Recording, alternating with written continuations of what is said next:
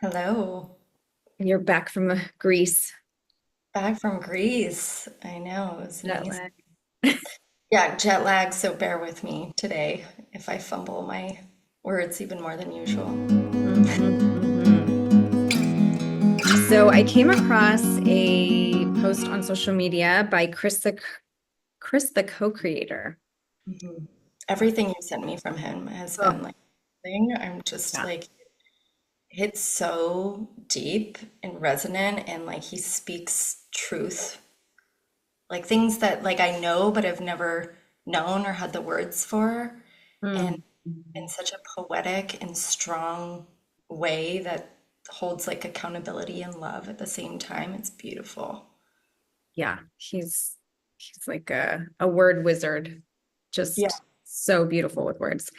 So, but this one in particular stopped me and got me thinking, and I would love to pull it apart a little bit. So he wrote, if a boy isn't allowed to cry for his mother, he'll spend his whole life searching for her inside women who never signed up to be a band-aid for a boy's buried heartbreak. Hmm.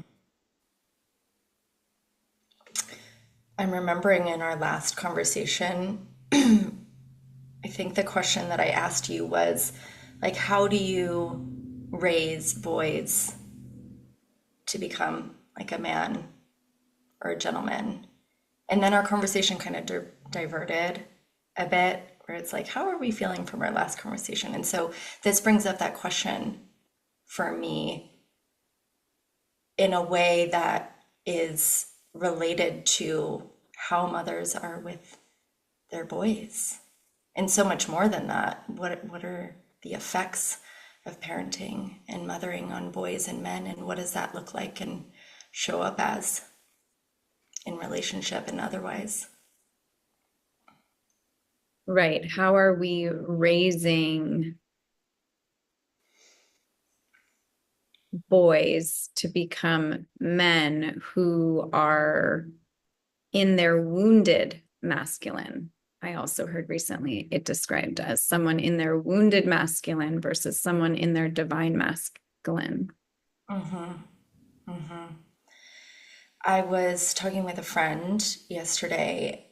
She has a son, and in the conversation, he's super sweet. He's like 11 years old, and he offers to like carry her bag for her, and just he seems to be quite like aware of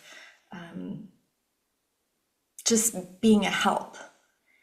And I was wondering with her, like, is this something that you taught him or that he's like picked up on his own? And she just reflected that she,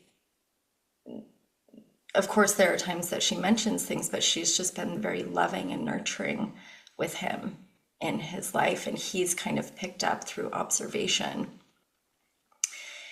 And I was thinking myself, like, wow, some of the most strong masculine men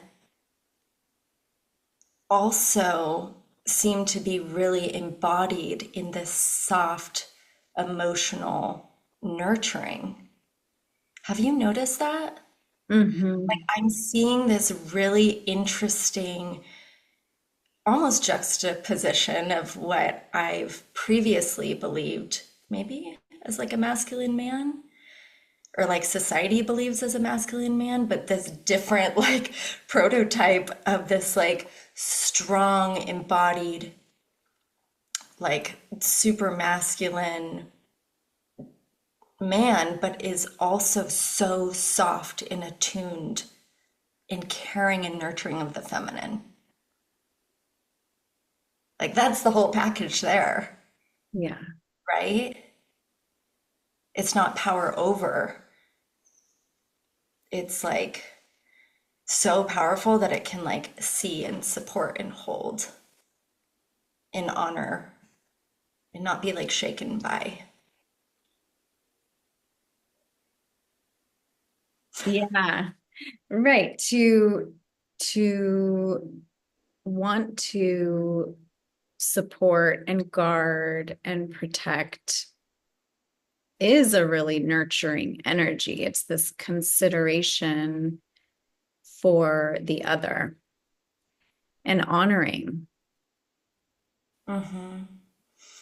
And so, how that relates to this post in this question is so curious of like, what do boys need?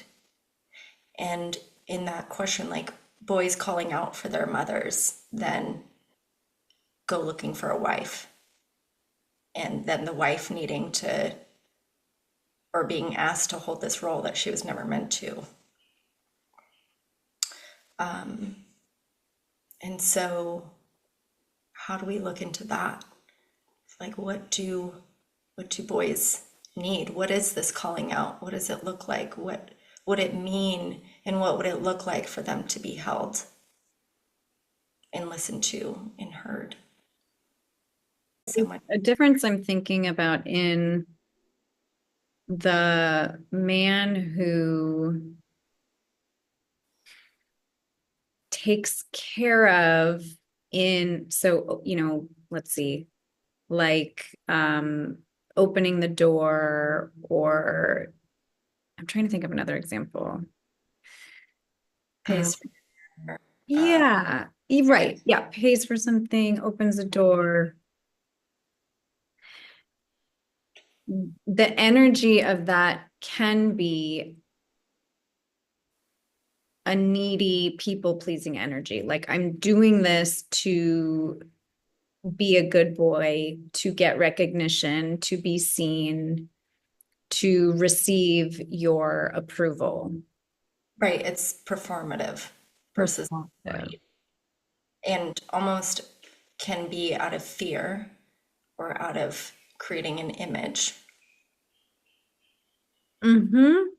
Creating an image, right, out of fear. If exactly, if I don't perform in this way, then she'll be mad, or I'll be rejected, or I won't receive love. I won't be a good person. I won't be a good man. So growing up in an environment where performance was really important, where the parents kind of demanded like performance over authenticity. Mm-hmm. Even if you're having some real feelings towards your sister and you're really angry or upset about something she did, you better suppress that and go give her a hug or share with her. Like, deny what you're feeling internally and perform. Make it appear that things are good and that you are doing the polite thing. Mm-hmm. Yeah, or just even picking up on in little and big ways how you receive love. Exactly like you're saying. Me being myself is not going to get me the love or attention that I want. So I'm going to pick up on all the ways that will and learn to do those Right. and abandon myself.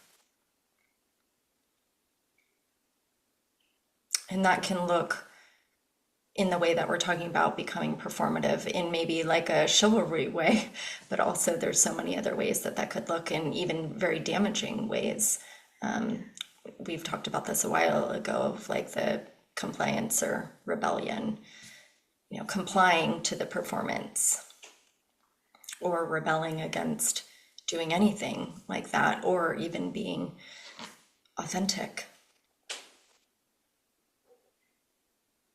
And this person, this man, boy who grows up to be performative and be the good boy and becomes a people pleaser and does these things that maybe appear to be chivalrous or supportive, protective, but really it comes from a place of fear. Those are the men who perhaps get into relationship in adulthood with a woman and search for the woman to meet all of their needs, to soothe their anxiety or their feelings of unworthiness. I was just thinking of anxiety when you were speaking of the people pleasing coming from that place of anxiety. And I'm just looking out my window and there's like 20 baby quail. It's so cute. Uh, Hi, guys. But people pleasing, it might seem like the person is trying to do something nice, but really they're trying to quell their own anxieties. And it's quite manipulative in a way because it's not for the other person, it's for them. Oof. Yes.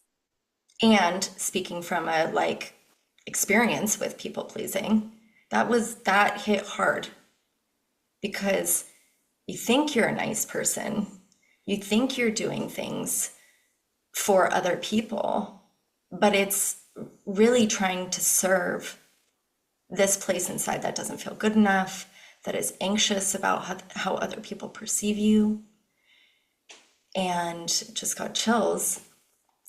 And so it is looking, if we're talking about men in this chivalry act or just in this people pleasing act for women, performative, that it's actually seeking for the woman to then give something to him, to make him feel better and okay about himself or good enough or worthy enough, which is, like, as we know, just a downward spiral. It's like a like cup that can never be, it's like a black hole. Right. Yeah. And I think this often relates to sex. A lot of times, sex or physical touch becomes like the balm or the salve, Mhm. soothe their anxiety. Hmm. Can you say more about that? So basically, there's two scenarios I'm thinking about. One is what we're talking about, people pleasing, anxiety, um, which we're connecting to Chris's post of the boy who wasn't allowed to be vulnerable and cry out for his mom. He had to be tough, right? Are you connecting? Yeah, yeah, Okay. So the boy who had to be tough and self-sufficient and couldn't cry for his mom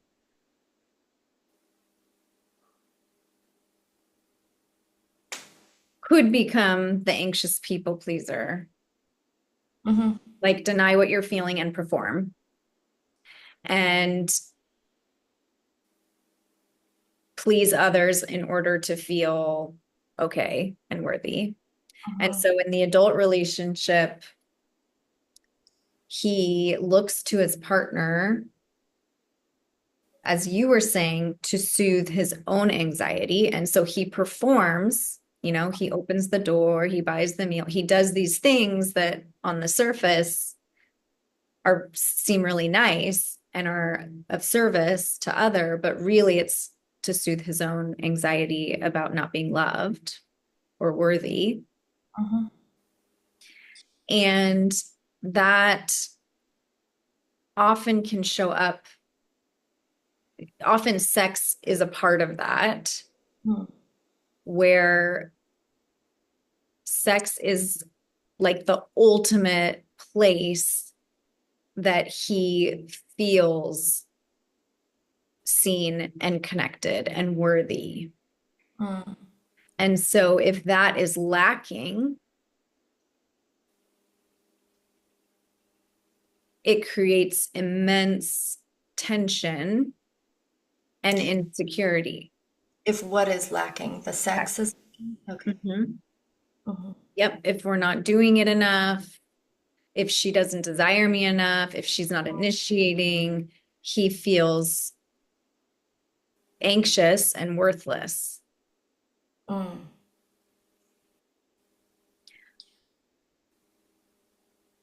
period, hold.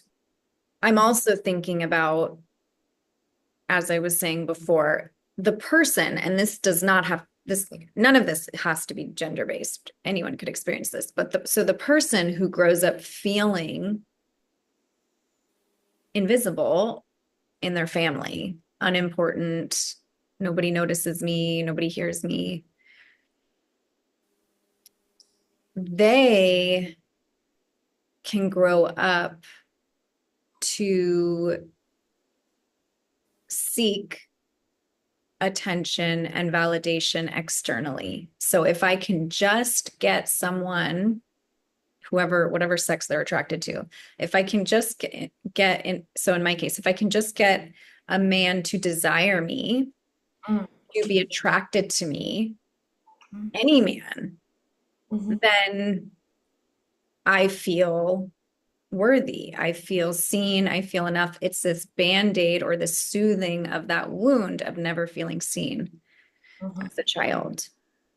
mhm, So the primary way I feel okay is anytime I'm around men, and I'm speaking hypothetically, anytime I'm around men, I'm seeking that for them to notice me.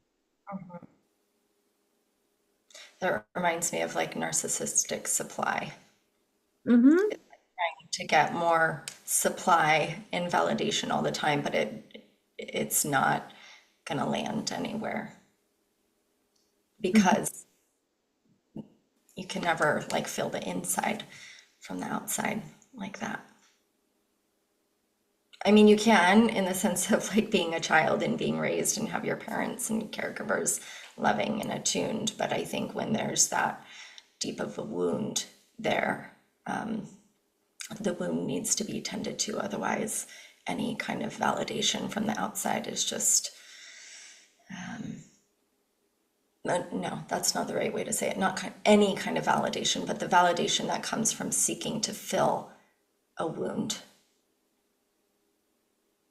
is not gonna be effective. Right, unless there's depth to it. Unless it's real and Unless it's it's authentic.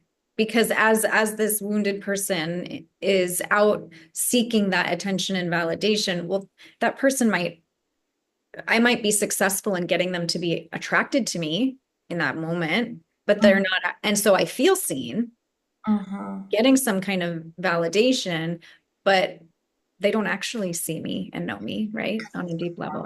Yeah.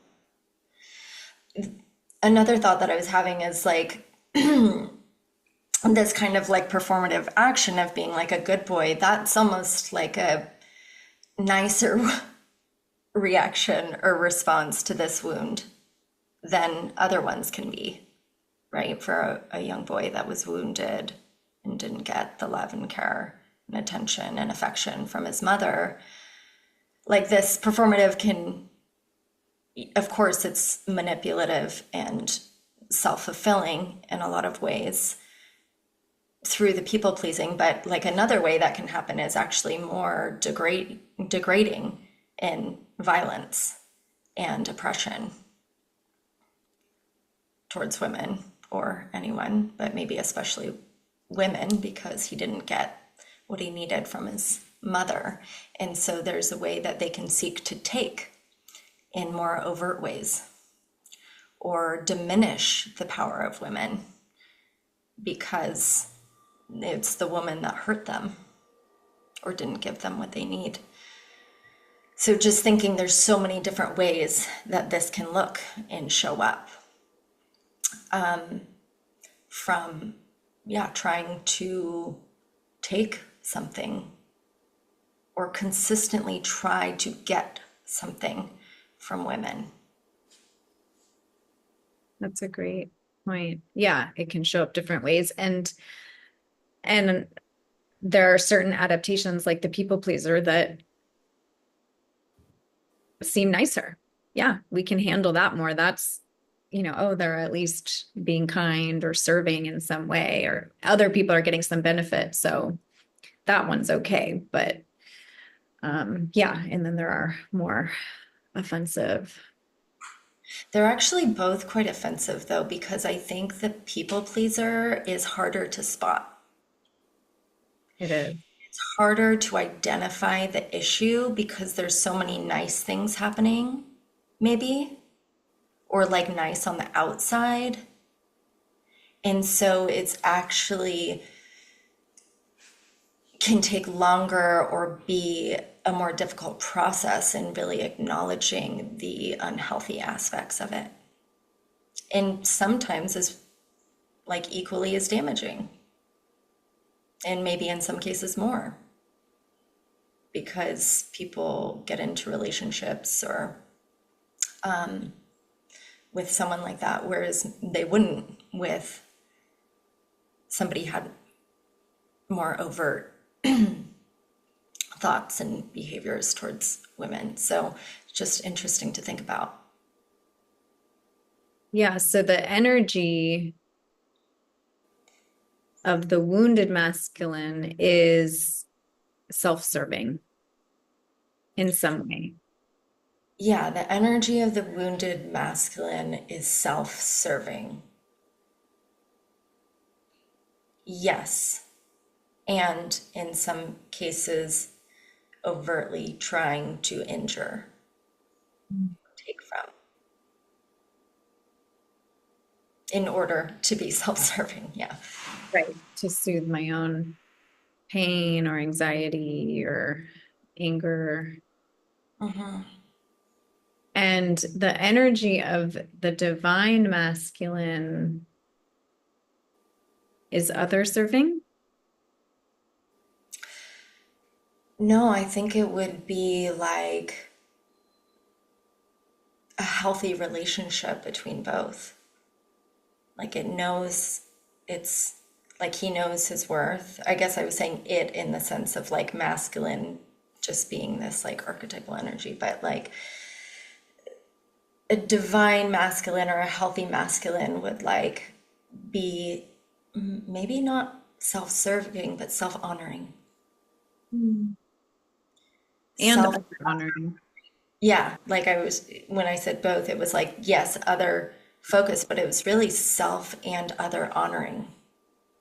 It doesn't abandon oneself to serve others or serve the feminine, but it has a healthy relationship, or he has a healthy relationship with both. But ultimately, yes, I think he would be self sacrificing for women and children.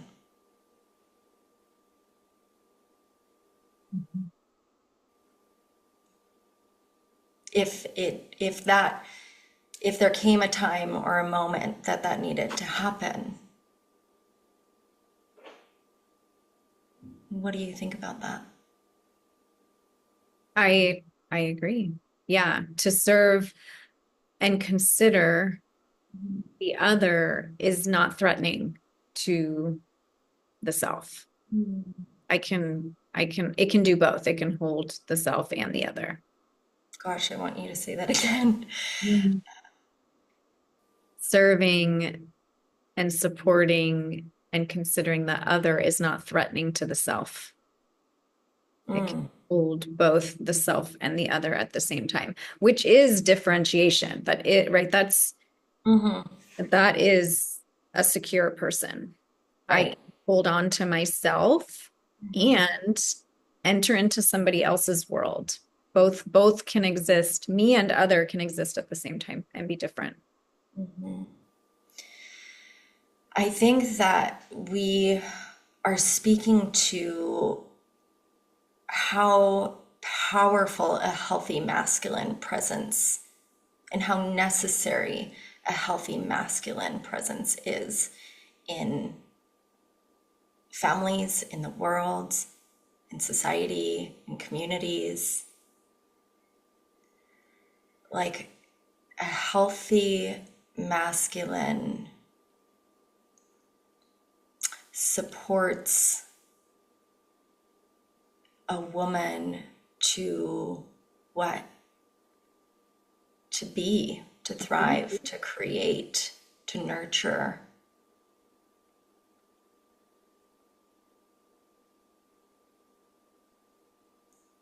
It makes sense to me. Me too.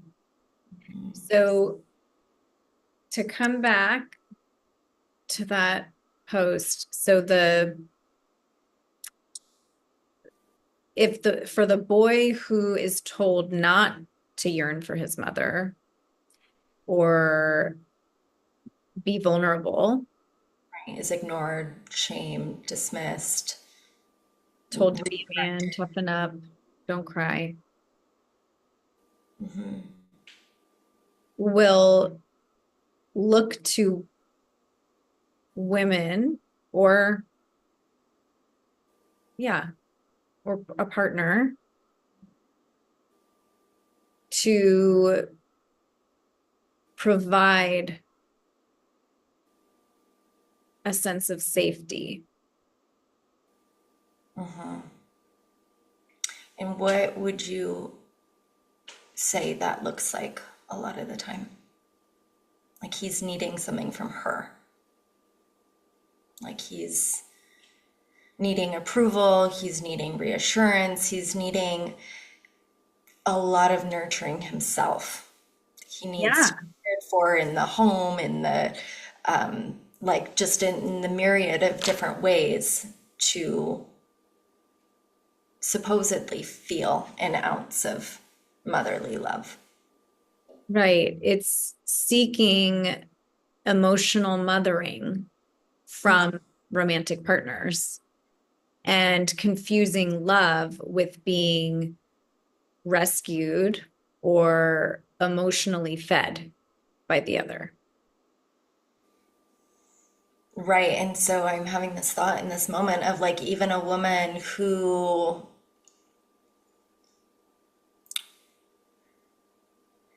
pause, where was it going? It's like a woman who doesn't offer those things would be seen as unloving. Mm-hmm. Like even in her love or her care or her just showing up would come across as unloving or not fulfilling that need. There's so many expectations on women to be the caretakers, which we are, but I think that role is getting convoluted and confused through this caretaking of unhealthy, wounded masculine. And it's Yeah. like women working full time and going home to take care of the household on their own. Mm-hmm. And if you have that wounded masculine, then yeah, you're mothering him as well. Right. And as you mentioned, the emotional part, like it's not just all the physical acts, but all the emotional pieces as well. And then the masculine, like you were saying, if she's not adequately filling this hole in him, then that can cause him to feel very needy and rageful toward her. Yeah, which like plugs in really interesting for many women, this desire to be nurturing and caring. Isn't that so interesting? But it's like nurturing and caring in a healthy marital way versus mother-child way. And right, it like plugs into that like mother-child, but it's like, wait, you're not a child. You're Yeah. my husband. And if she grew up in a family where she couldn't rely on Yeah. the adults, and maybe she was a parentified child, she had to kind of be an adult and a parent to the other family members, then that plays into it as well, where she might sign up for that partnership in adulthood. Like, yeah, this is what I know how to do. I know how to parent and take control and yeah, fix, nurture, but then Mhm. it becomes this really unhealthy dynamic. Right, because that validates her people pleasing need too, right? Hmm. Yeah, If it keeps her stuck in the wound yeah, and yeah, keeps him stuck in his wound because sh- hmm. she's his mother wound gets projected onto her and she becomes the mother that has to fill this gap. Mhm. I think this is such a deep societal issue as well. Before this call, we were talking about the research on how baby boys are raised versus baby girls. And from infancy, girls are given more loving emotional attunement versus boys. Boys are taken into more like active roles versus given the same amount of emotional bonding based on what we've been programmed as a society to think girls and boys, who they are and what they need differently.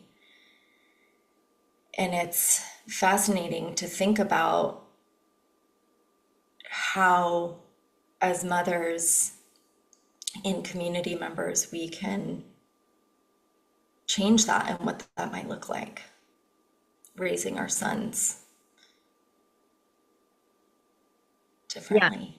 right. Yeah, so many things flashing through my head. Like, well, if the mother can't be in the home, if she has to be out working and providing, Mhm. well, then she's not in that mothering role Mm. to do this really important job of nurturing. Gosh, I mean, on a societal, cultural, political level, in the United States specifically, like mothers getting 6 weeks postpartum, Right. like insanity. Right. We're not supported to mother. To do the most important job of mothering is so undervalued, which I know we've talked about before too. So it's all right, it all on this really big scale feeds into this problem. So then Hmm. we have children being raised who've been maybe emotionally neglected, and then they perpetuate these wounds, they bring them into their adult relationships, and then they start a family, and it just continues and continues. And those 6 weeks is like a mother is healing, Mm. It's like she doesn't even, yeah, of course she's there bonding with baby, but like, yeah, it's just also thinking about like that 6 weeks is also going to be filled with like the pressures of going back to work or the knowing that that's coming back. Like that's not 6 weeks of not thinking about it and just getting to fully relax and heal. So, yeah, I think it's a really fascinating and needed topic, clearly. It's That a been lot of people are talking about now.